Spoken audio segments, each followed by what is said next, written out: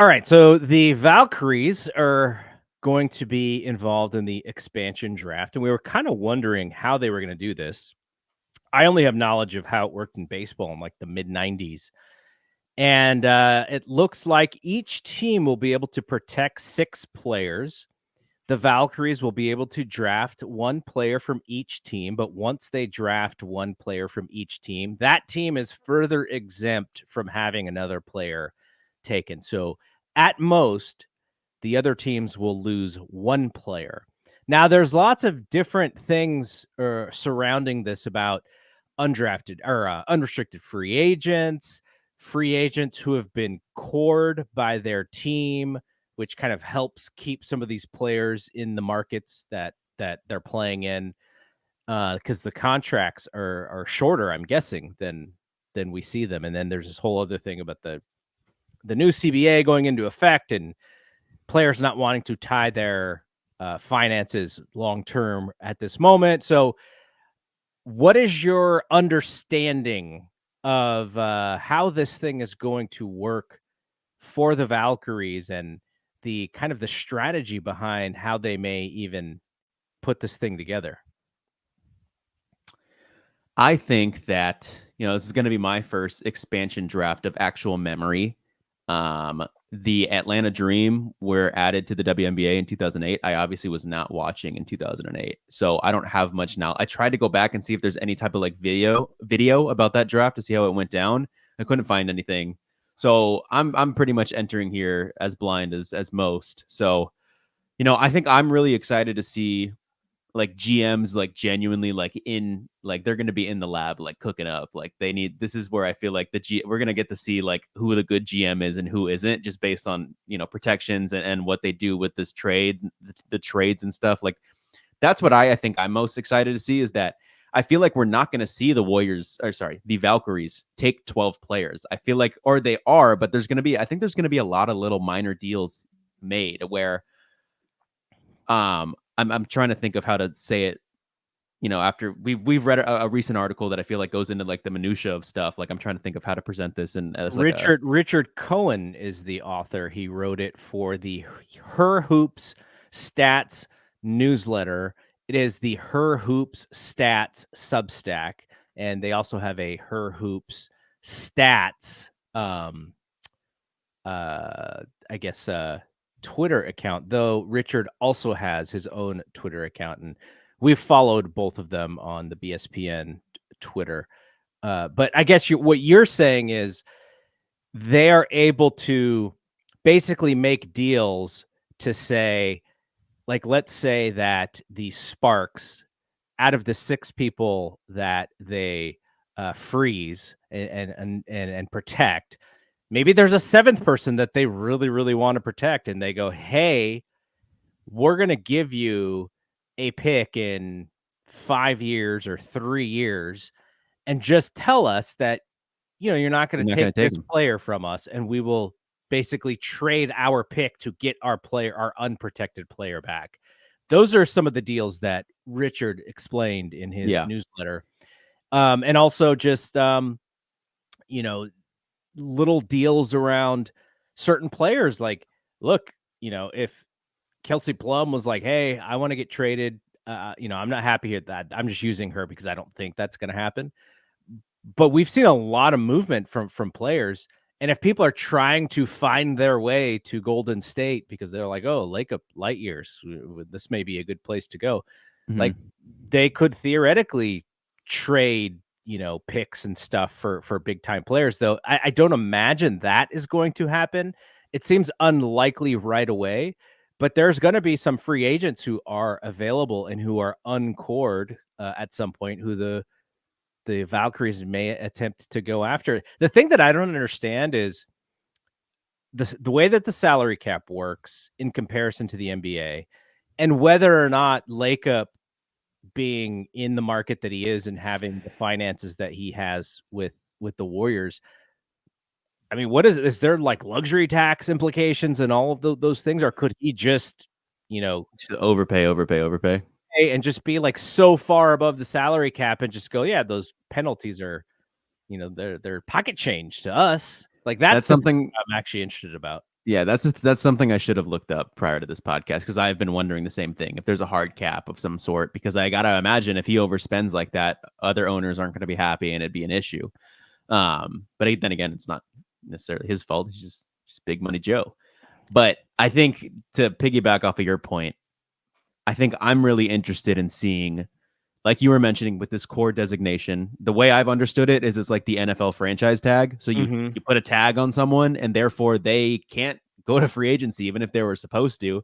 You just keep them on your team. It's kind of like the concept of it is a little messed up, but you do give them like a 1 year most money you can give them type Max, of yeah, contract. But max contract. yeah, that's how they try to like make it like a little more reasonable because I mean obviously these top players that are getting cored want to enter free agency to get multi-term multi-year deals to have more security, more financial security, and just a longer term deal.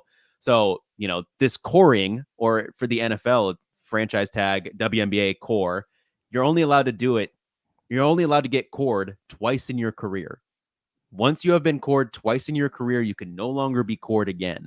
Mm-hmm. So there is, for the Valkyries, there is the opportunity to draft one unrestricted free agent in the entire league. So, like we said earlier, each team is protecting 6 players.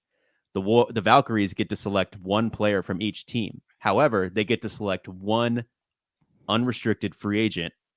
And once they select that one unrestricted free agent, the one, they can't do that anymore for any of the other teams. They can only do one unrestricted free agent draft selection out of the entire league. And people, my first thought would be, well, why would people protect an unrestricted free agent? Mm-hmm. That's where the coring stuff comes in. That's where Breonna Stewart of the New York Liberty is going to be an unrestricted free agent.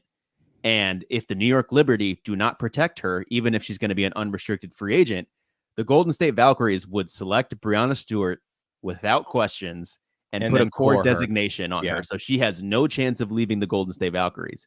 And the New York Liberty would be cooked. So they are going to protect They're not her. going to allow that to happen. They're not going to allow that to happen. So they are going to protect her and they are going to put a core designation on her.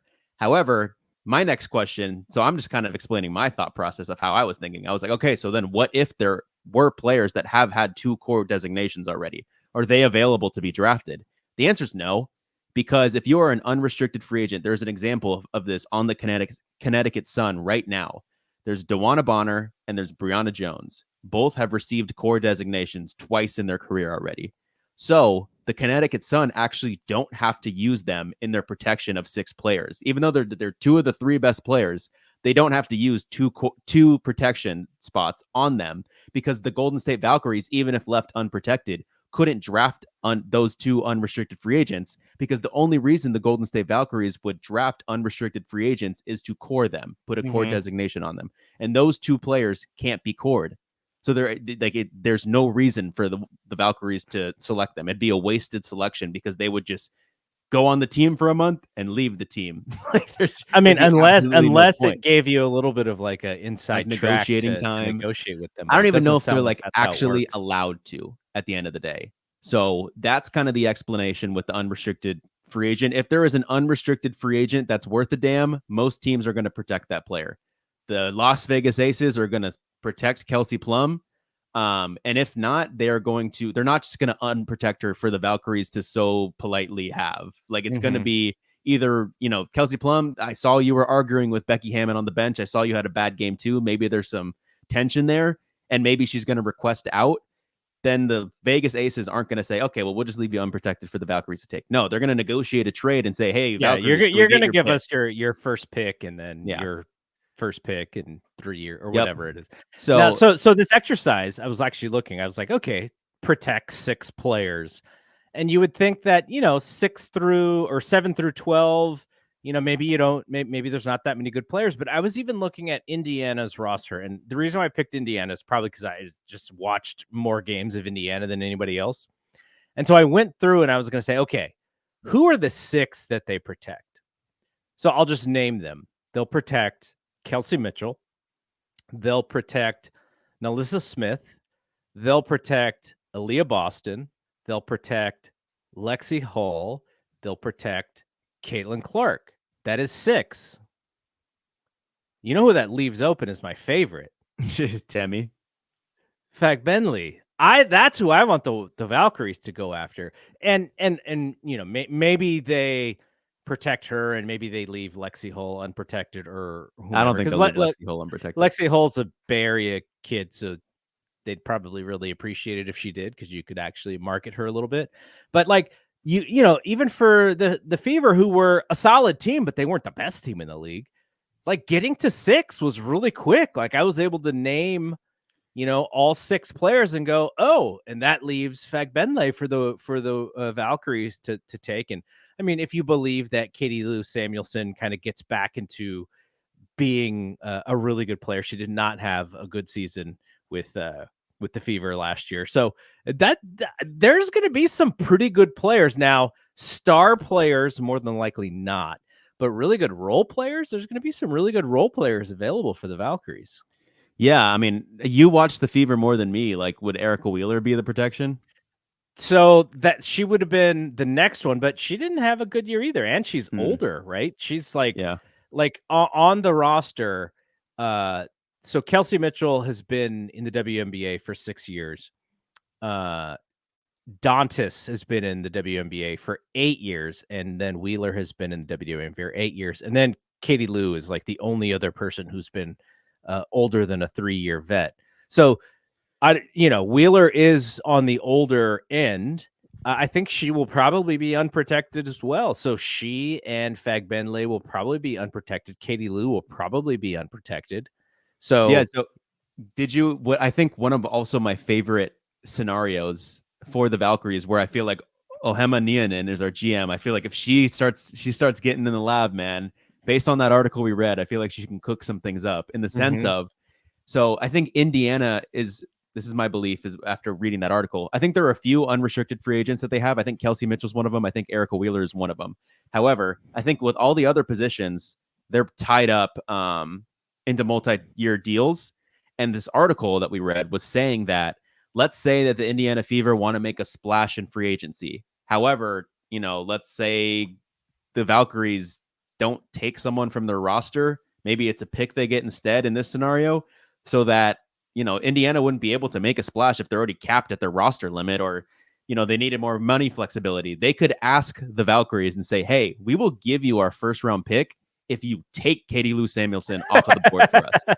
She has a 2-year contract. We're paying her too much. If you guys take her for us, we will give you a draft asset. And if I'm the Valkyries, I would say, thank you very much. We are doing that. You could stack them.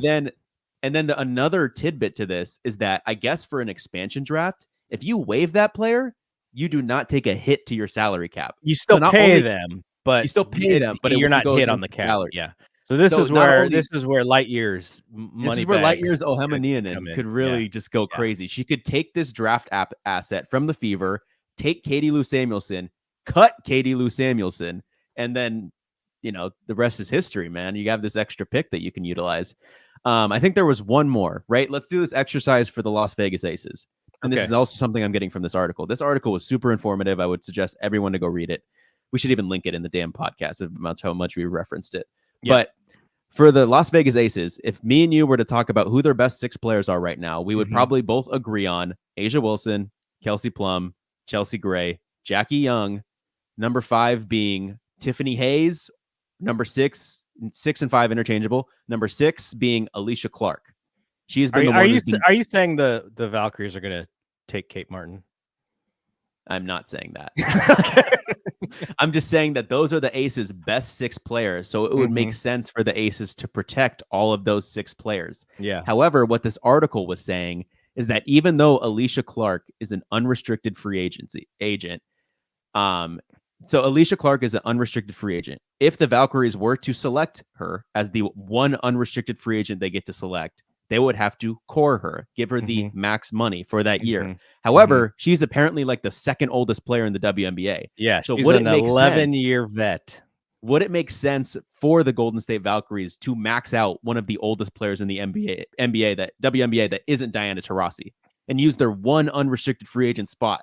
So even though Alicia Clark is in their best 6 players, maybe they don't protect her to protect someone else because the Valkyries probably wouldn't select her anyways. That's this chess match that I'm so interested so in then following. do you think that the Valkyries would go, we're thinking about it, and then they go, no, please, no, and they're okay, well, what are you going to give us? But then they really don't want to do it. They're just trying to leverage, like they're trying to play poker. It's a great point. What I want is Gabby Williams from the Seattle Storm. Like if somehow she stays unprotected, I don't think that's going to be the case, but I'm just trying to think of these lower level unrestricted free agents that I feel like are core worthy. She's probably at the higher on the list for me.